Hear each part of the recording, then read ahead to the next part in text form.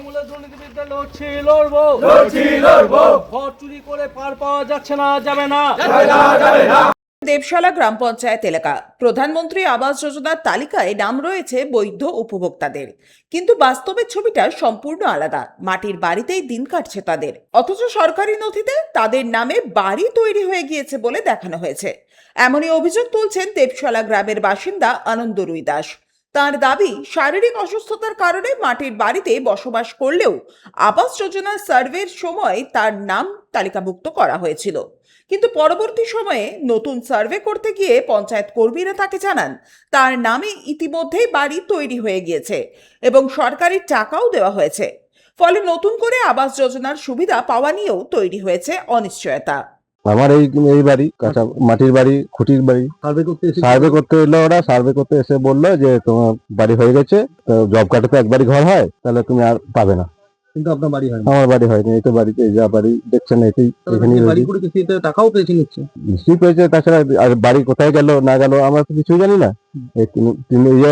BJP নেতার ছেলেরা এসে বললো যে তাহলে তোমার তো ছোট চালা বাড়ি, তাহলে তোমারটা আগে দেওয়া হোক, তখন তোমার সার্ভে করা হোক। সার্ভে করলো, তারপরে বললো যে এই বাড়ি হয়ে গেছে, এটা আর হবে না। জব কার্ড ওই তৃণমূল নেতাদের কাছে থাকতো, যখন 100 দিনের কাজ হতো তখন ওরা নিত, ওখানে রাখতো, জমা রাখতো, সব জব কার্ড জমা রাখতো, শুধু আমার একা নয়। ওখান থেকে কিছু হয়েছে, কোথা থেকে হয়েছে আমরা তো বলতে পারছি না। এখন কি করব, আবার যদি আমাদেরকে যদি ঘর দেয় তাহলে হবে, না হলে এরকমই থাকতে হবে। মনে হচ্ছে যে কেউ টাকা হয়তো মেরে নিচ্ছে, আমাদের আমাদের আমাদের নামে যে বাড়ি এসেছিল কেউ অন্য কেউ নিয়ে নিয়েছে। মুখ্যমন্ত্রীকে কি বলবো, মুখ্যমন্ত্রী দেখুক যে আমরা এইভাবে বাস করি, আমরা এইভাবে থাকি, তাহলে আমার বাড়িটা হবে না কেন? শুধু আনন্দ রুই দাস নয়, একই ধরনের অভিযোগ তুলেছেন আরো কয়েকজন উপভোক্তা। তাদের দাবি, সরকারি নথিতে বাড়ি সম্পূর্ণ দেখানো হলেও বাস্তবে তারা এখনো কাঁচা বা মাটির বাড়িতেই বসবাস করছেন। অভিযোগ সামনে আসতেই দেবশালা গ্রাম পঞ্চায়েতে জড়ো হন একাধিক বঞ্চিত উপভোক্তা।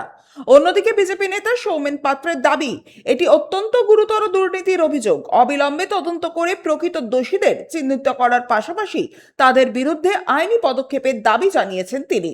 এটা শুধু কাটমানি নয়, এটা একটা আস্ত ঘরকে গিলে খেয়ে দিয়েছে। শুধু একটা নয়, এখানে যে আমাদের একটা বুথে যদি 5 জন 6 জন থাকে, আমাদের দেবশালা অঞ্চলে 18টা বুথ আছে। 18টা বুথে মিনিমাম এটা 100-র উপর ছাড়িয়ে যাবে। 100 ঘরের টাকা যদি এরা এই তৃণমূলের নেতৃত্বে, তৃণমূলের আমলে, তৃণমূলের পঞ্চায়েত চলাকালীন এরা সব মেরেছে। 24-25 সালে কয়েকটা ঘটনা দেখলাম যে তাদের ঘর উঠে গেছে এবং তারা বিডিও অফিসে এমনকি পঞ্চায়েতে দূরে দূরে ঘুরেছে তাদের ঘর ফিরে পাওয়ার জন্য, কার অ্যাকাউন্টে টাকা গেছে সেটা দেখার জন্য, কিন্তু তারা কোথাও সুরাহা পায়নি।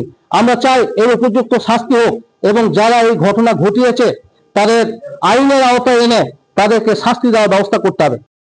সনাতন গড়াই, 99 নিউজ বাংলা, কাঁকসা।